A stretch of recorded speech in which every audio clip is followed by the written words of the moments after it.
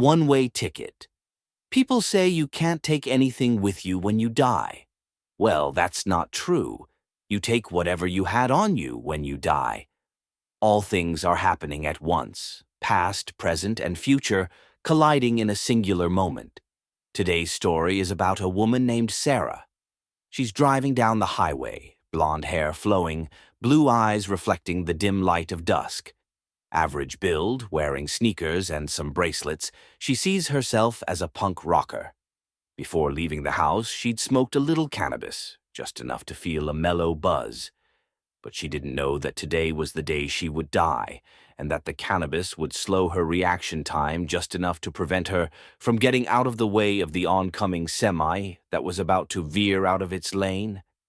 In her last moments, Sarah's eyes go wide as she realizes the semi is coming head-on. The massive truck smashes into her car, metal twists and screams, the force of the impact sending a cinder block flying through the seats. Her head snaps forward, colliding with the steering wheel as the airbag deploys, too late to make any difference. The car crumples around her, crushing her legs, blood spewing everywhere. Bones snap, muscles tear, her body is reduced to a broken, bleeding mess. It all happens in a flash, a quick, brutal moment, and then nothing. She's gone. But as soon as it happens, Sarah finds herself floating in the astral plane, disoriented and confused. Suddenly, she feels a tug, like an invisible rope pulling her down. She's yanked through the ground, descending into darkness until she lands on a cold, desolate train platform. The station is empty. White tiled walls, cement floors, and a few lonely benches are all that greet her. There's no one else around. No train in sight. She wanders the platform in a daze until she reaches a staircase, but the steps lead to nowhere, ending abruptly in a brick wall. "Help me!" she screams. "Where the hell am I? Somebody please help me. I don't know what's happening. How did I even get here?" Her voice echoes in the emptiness, but no one answers. After what feels like an eternity, a train arrives, screeching to a halt. The doors slide open with a metallic hiss. Sarah hesitates but steps inside cautiously.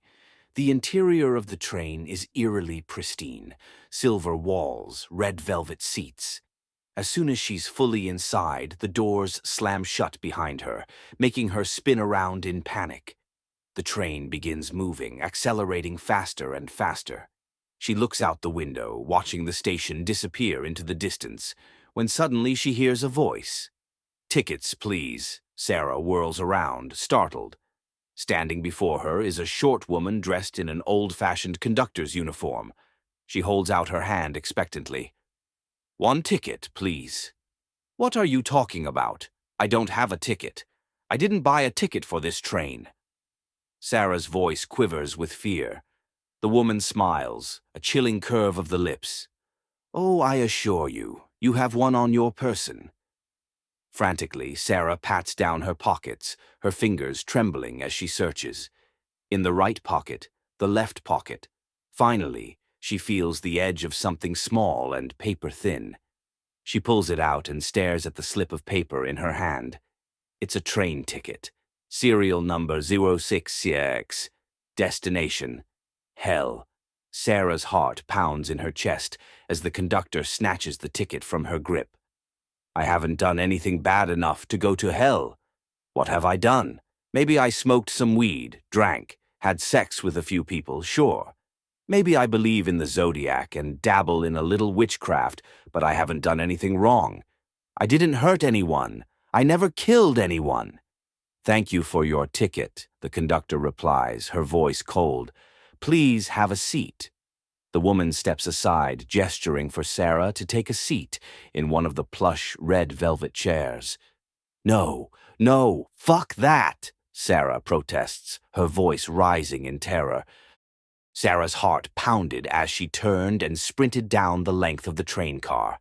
She glanced back over her shoulder, but the conductor simply stood there, smiling coldly, still pointing at the seat.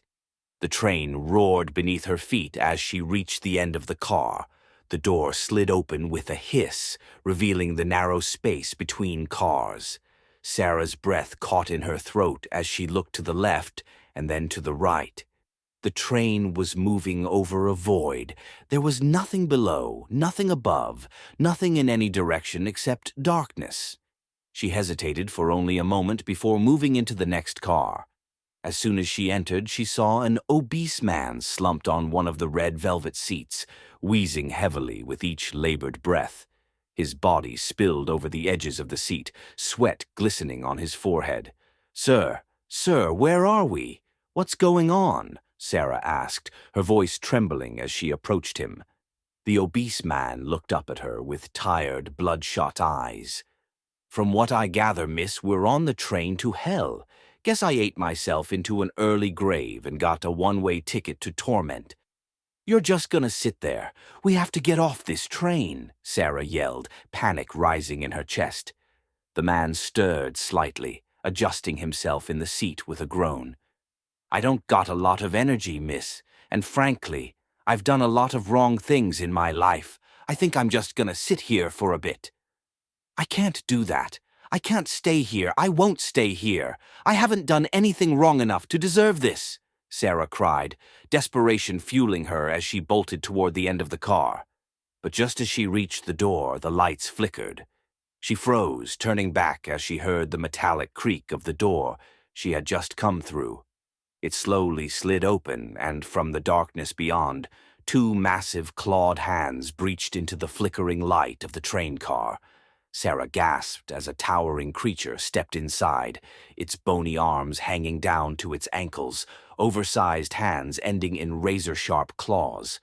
Its eyes were sunken pits of darkness, and its mouth was filled with jagged teeth that gleamed like razors. Its feet were like bird talons, scratching against the floor as it moved. The creature locked eyes with the obese man, who looked up at it in sheer terror. "I want to come with you. I want to come with you," the man whimpered, his body trembling. He shook violently, his fear overwhelming him as urine soaked through his pants, pooling on the floor. The creature stared at him, its head tilting slightly, as if considering his pathetic plea. Even though it had no human expressions, Sarah could tell it was enjoying the terror it had elicited. The creature's lipless mouth curled into a grotesque semblance of a smile, and then it lunged at the man, its movements quick and animalistic. The man shrieked, raising his hands in a futile attempt to shield himself, but the creature's claws were already upon him.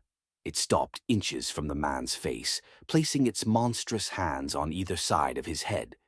The obese man shrank back, flinching, curling up in a ball of pure terror, tears streaming down his face. The creature's long, serpentine tongue slithered out, licking the tears from his eyes with slow, deliberate strokes. The man's sobs grew louder, more desperate, as he huddled into himself, bringing his arms in front of his face as if that could somehow protect him. But the creature was far from done. In one swift motion, it forced the man's left arm down, its claws tearing into his flesh, cutting deep. The man howled in agony, his voice a raw, primal scream that echoed through the empty car. And then the creature snapped its jaws at his face, tearing into the side of his cheekbone, ripping away flesh and exposing bone. The man's screams turned into gurgles of pain as blood poured from the wound. The creature went in for another bite, this time tearing off his lips and nose, leaving nothing but a grotesque, bloody mess where his face had once been. Sarah's breath hitched, her body frozen in shock and horror. She had to get out. She had to escape this nightmare before the creature turned its attention to her. Sarah's breath came in ragged gasps as she slapped herself hard across the face. "Snap out of it," she muttered, then slapped herself again. "Snap out of it." But her body refused to respond. Her feet felt like they were stuck in mud, and her legs wouldn't move. She stood there, paralyzed with fear, watching in horror as the creature tore into the obese man's body. It paused its attack on his face, then leaned down, burying its monstrous head into the man's bloated gut. The sound of flesh tearing and bones crunching filled the car as it gnawed its way through, tearing out chunks of intestines and throwing them carelessly onto the floor behind it. Bits of gore splattered across the red velvet seats, and the metallic stench of blood filled the air. "Move, Sarah, move!" she screamed at herself, but her legs wouldn't obey. The creature suddenly stopped and looked up at her, its dark, empty eyes locking onto hers. It tilted its head slightly, as if savoring her fear, and Sarah felt a sickening realization. It was enjoying this, feeding off her horror, taking perverse pleasure in her helplessness. Without breaking eye contact, the creature shoved its head deeper into the obese man's stomach cavity, forcing its entire body inside. Sarah watched in revulsion as the man's skin bulged and writhed, the grotesque form of the creature pushing against the flesh from within. Once inside, the creature began to move the man's body like a marionette, its jerky, twitchy movements unsettlingly unnatural. The obese man's head suddenly snapped in Sarah's direction, his lifeless eyes wide open, a grotesque smile stretching across his mutilated face. His voice, now distorted and inhuman, reverberated through the car. "I'll come with you now." The sound of that voice finally broke through Sarah's paralysis. She felt her feet lighten, the invisible weight that had held her down suddenly lifting. Without wasting a second, she turned, yanked open the train car door, and sprinted into the next car, her heart pounding in her chest like a drum. As Sarah burst into the next train car, the doors slammed shut behind her. She glanced back through the window and could see the marionette-like figure of the obese man, now under the control of the creature within, slowly shambling forward, blood and guts spilling onto the floor with every unsteady step. The sight made her stomach turn, but she had no time to dwell on it. She had to keep moving. Turning around, her heart skipped a beat. Seated on one of the red velvet seats was a mother and her small child. The mother appeared to be in her early 40s, with brown hair pulled back into a loose bun and tired brown eyes. She wore a simple floral dress, the kind you'd wear to a casual picnic, with a pair of worn, comfortable flats on her feet. The little girl beside her, no older than 6, had the same brown eyes as her mother, her hair in 2 messy pigtails. She wore a pink dress with white polka dots, and her small feet dangled above the floor. "What the hell is a kid doing on this train?" Sarah muttered to herself, disbelief and fear twisting in her gut. She sprinted over to them, her jewelry jingling as she moved, and knelt down beside the mother. "There's something coming from the other train car," Sarah said urgently, her voice low but frantic. "I just watched it kill a man. If we don't get up right now, it's going to come in here and rip us all apart." The mother looked at Sarah, her expression vacant and listless. "But I'm so comfortable. I just don't feel like I have the energy. I just want to sit here for a while," she murmured, her voice distant, almost as if she were speaking from a dream. Sarah's gaze shifted to the little girl. "What about you, kid? We have to move. You don't want to get eaten by a scary monster, do you?" But the little girl only shook her head, her voice just as tired as her mother's. "I just feel so tired. I just want to sit here." Before Sarah could argue further, the lights flickered, and the door at the other end of the car screeched open. The obese man, or rather, the thing wearing his body, staggered into the car, blood and guts spilling onto the floor with every shaking, inhuman step. Its movements were unnatural, twitchy, and jerky, as if the creature inside was still getting used to controlling the corpse. The child's eyes went wide, filling with terror, as she finally registered the monstrosity before her. "Mom! Mom! Mom, there's a monster!" she screamed, her small voice piercing the air with pure panic. But the mother remained unreactive, her eyes glazed over, staring at the obese man's mutilated form with an unsettling lack of emotion. "We have to go right now," Sarah shouted, grabbing hold of the child's hand and yanking her off the seat. The little girl stumbled but didn't resist as Sarah began to pull her toward the end of the car. The child kept looking back, her voice trembling as she cried out, "Mom! Mom!" Sarah reached the end of the car and looked back, just in time to see the obese man's body standing directly in front of the mother. The top half of his body suddenly went limp, his spine snapping with a sickening crack as he leaned back, his head flopping grotesquely.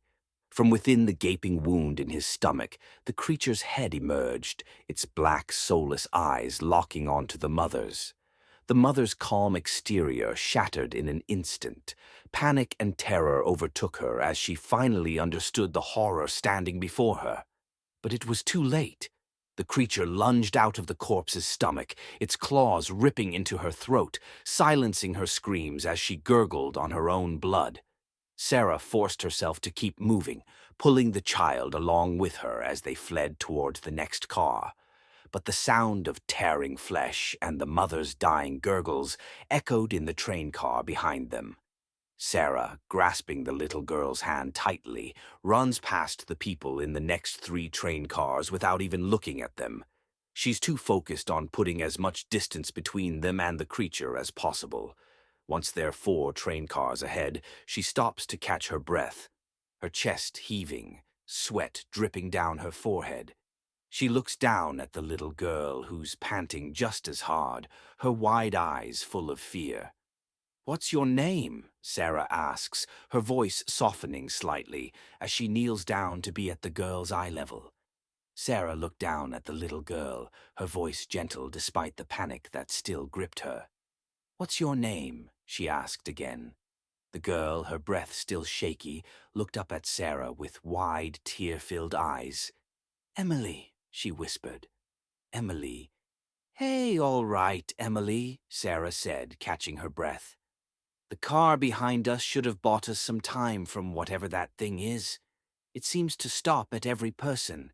I mean, it could just give chase for all I know, but I'm hoping it stops at every person. I hate that we're sacrificing them, but we need to build some time between us and it." Emily, her eyes downcast, responded with a sad, "Okay.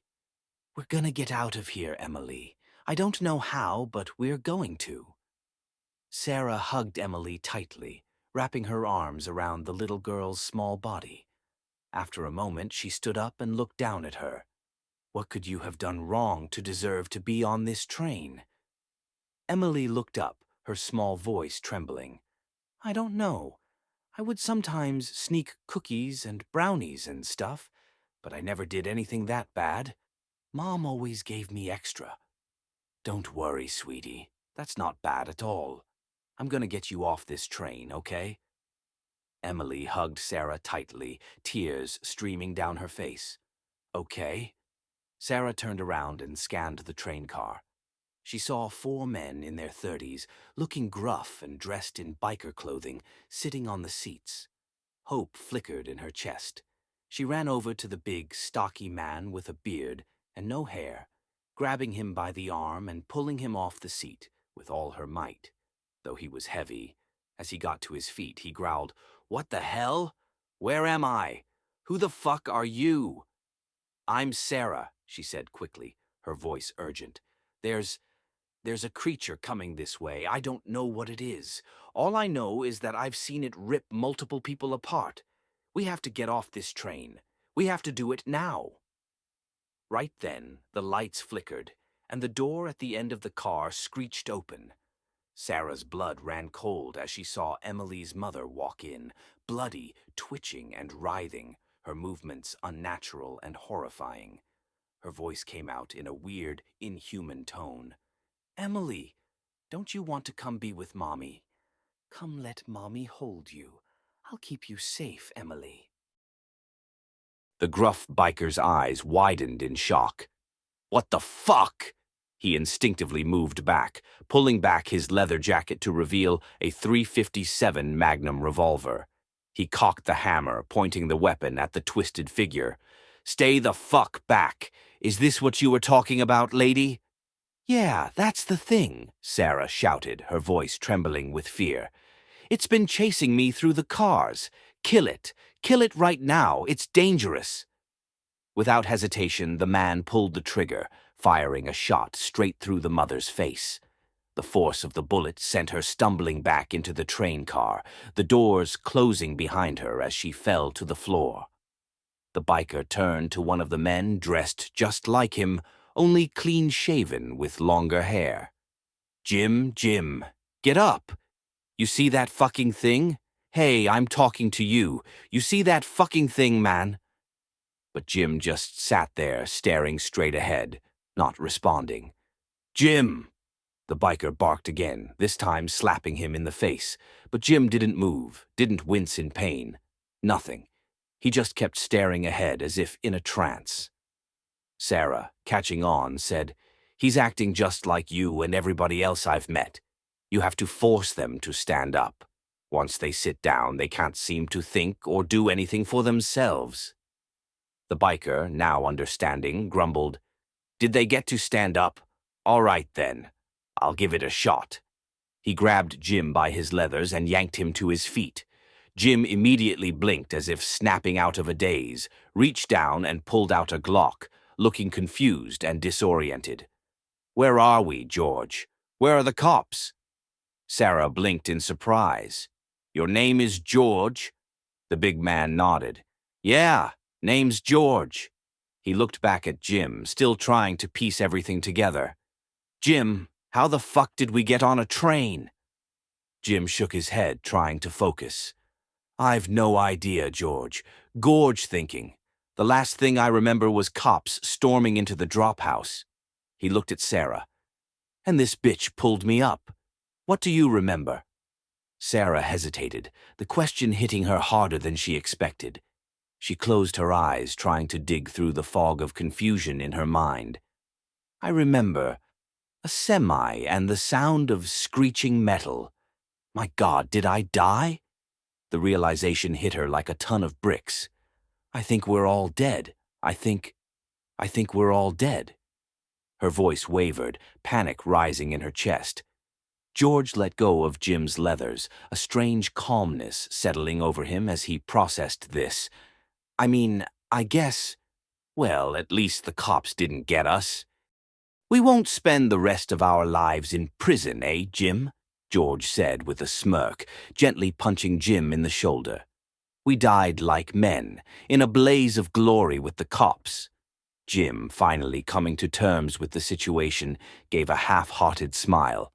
"Yeah, a blaze of glory," he muttered, trying to reconcile the pride with the bleakness of their current predicament.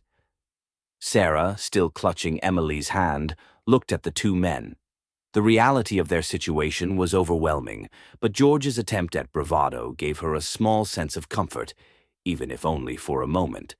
They might be dead, stuck on a train bound for hell, but they weren't alone.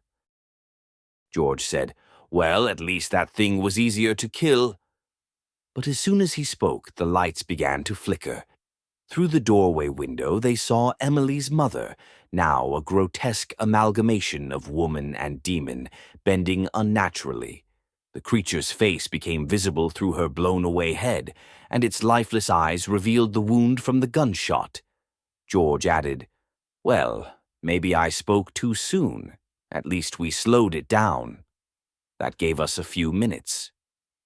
The door slid open, and the creature entered, speaking in a twisted, inhuman voice. "That hurt a little bit. I love it when they put up a fight. It makes the meals so much more delicious. Most of them just sit there until I'm directly in front of them. I love these games when a few of you wake up from your hypnosis." Jim exclaimed, "Holy fuck, it can talk. We need to run now." Sarah sprinted to the other side of the train car. The creature began tearing out of the mother's flesh, revealing its true form. Tall, with its head nearly touching the ceiling of the train car, lanky, long arms with claws. Jim raised his Glock and fired into the beast's chest. It roared in pain, falling back against the wall, black ooze splattering instead of blood. The creature snarled, "That hurts," and began sprinting toward them. George, seeing one of the other random bikers still sitting in a daze, grabbed him with both hands and threw him in front of the creature. The man snapped out of his trance upon seeing the beast charging at him, screaming, "What is that?" before the creature tore him apart. Jim sprinted after Sarah while George grabbed another biker and threw him in front of the creature. This man also snapped out of his daze, ducking under the monster's claws, and screamed, "Where are you guys going? What is this thing?" He then fled in the opposite direction of the train. The creature gave chase, and George and Emily watched through the window as it pursued the man. "I bought us some time," George said, opening the cylinder of his revolver, removing the spent round and replacing it with a fresh one from his pocket. As they looked around the new train car, they noticed more people sitting in their seats, lifeless and unresponsive. But something ahead caught Sarah's attention. A woman in a crisp uniform, the ticket lady who had given her the ticket earlier. "That's the one who gave me the ticket and told me to sit down," Sarah whispered with urgency. She immediately grabbed Amelie's hand and began sprinting toward the next car. George and Jim followed close behind. When they burst into the next train car, the ticket lady turned around and locked eyes with Sarah. She smiled coldly, a look of mild surprise crossing her face. "Oh, wow, you're still alive. Very surprising. Normally it catches its prey by now." Sarah, fueled by anger and desperation, yelled, "What could this little girl have possibly done to deserve a ticket to hell?" The ticket lady's expression remained unfazed. "Everyone goes to hell, sweetie. Everyone. There's not a single soul destined for anywhere else." Her voice dripped with bitter amusement. "I hate to break it to you, but heaven has been dead for centuries. The angels have all fallen to our might. Do you think prayers are answered anymore? Why do you think there's no divine intervention, no miracles, no nothing? Heaven is empty. Every soul is on a one-way ticket to hell." The revelation struck Sarah like a blow to the gut. She glanced down at Emily, her heart breaking at the thought of this innocent child being condemned. The world felt like it was spinning, the words of the ticket lady echoing in her mind, cold and final. "What? What do you mean?" Sarah stammered, still holding Emily close. "There has to be a way out. Something. Anything." The ticket lady chuckled softly, a sinister gleam in her eyes. "Oh, there's always a way out, but it comes with a price." She paused as if savoring the moment, watching the growing dread on Sarah's face. "If you're willing to pay it." George, who had been silent, finally spoke up, his voice a low growl. "What price?" The ticket lady looked at him, her smile widening. "That depends on how much you're willing to sacrifice to save the girl. Or perhaps both of you."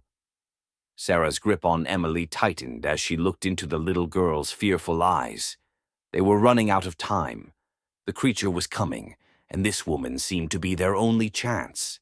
As the creature appeared at the entrance of the train car, its grotesque form twisted and menacing, George and Jim spun around and opened fire.